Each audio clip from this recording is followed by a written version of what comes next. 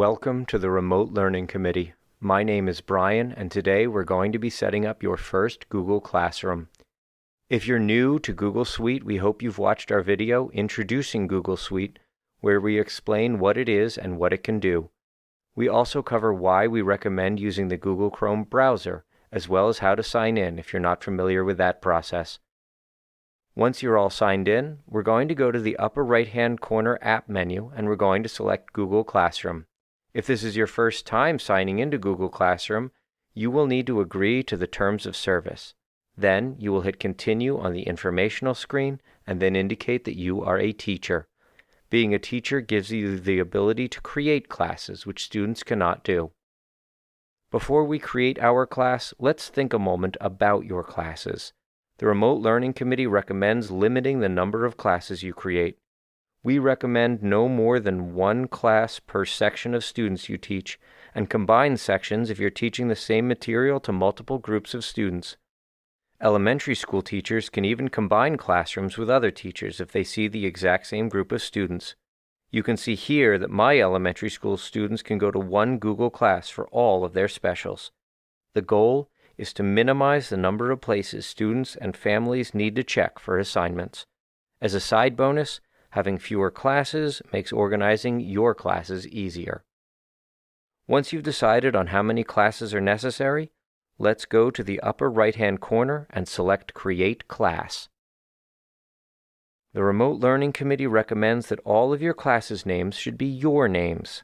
Although this seems counterintuitive, think of it from the student's point of view.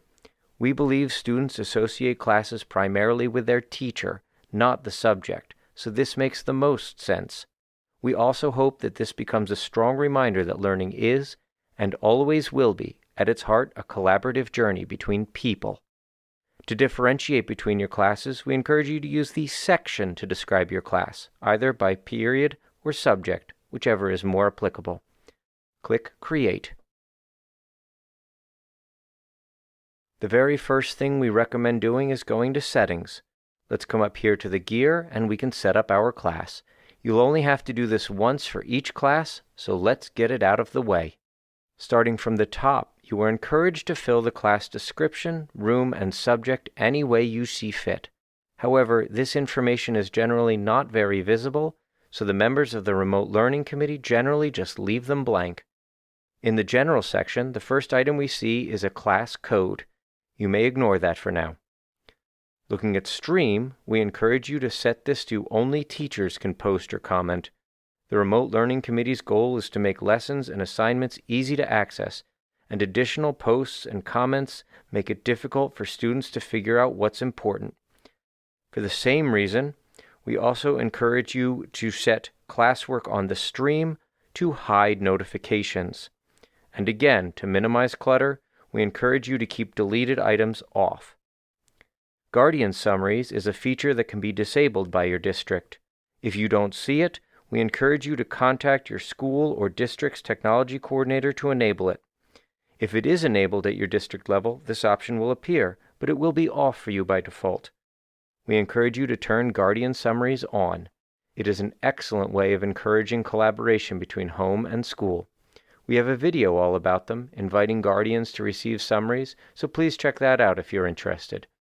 To turn on Guardian Summaries, you will need to click this, and then it will bring up this dialog box about adding class to Guardian Email Summaries. Check this box and add the class. We also recommend that you use Google Meet. Google Meet is covered in more detail in our video Using Google Meet. We encourage you to watch that. To turn Google Meet on, we're going to generate the Meet link, and that should turn on Visible to Students by default. The Remote Learning Committee recommends you leave overall grading set to the default settings off, as well as the sub-setting Show Overall Grades to Students. We talk more about why in our video Grading in Google Classroom for Experienced Users. With that, you can hit Save and your Google Classroom is set up and ready to go. The next video in your journey to remote teaching should be our video Adding People to Google Classroom. Remember, remote learning is a collaboration between teachers, schools, students, and families. The Remote Learning Committee is honored you decided to invite us into your classroom's family. We hope to see you in another video real soon.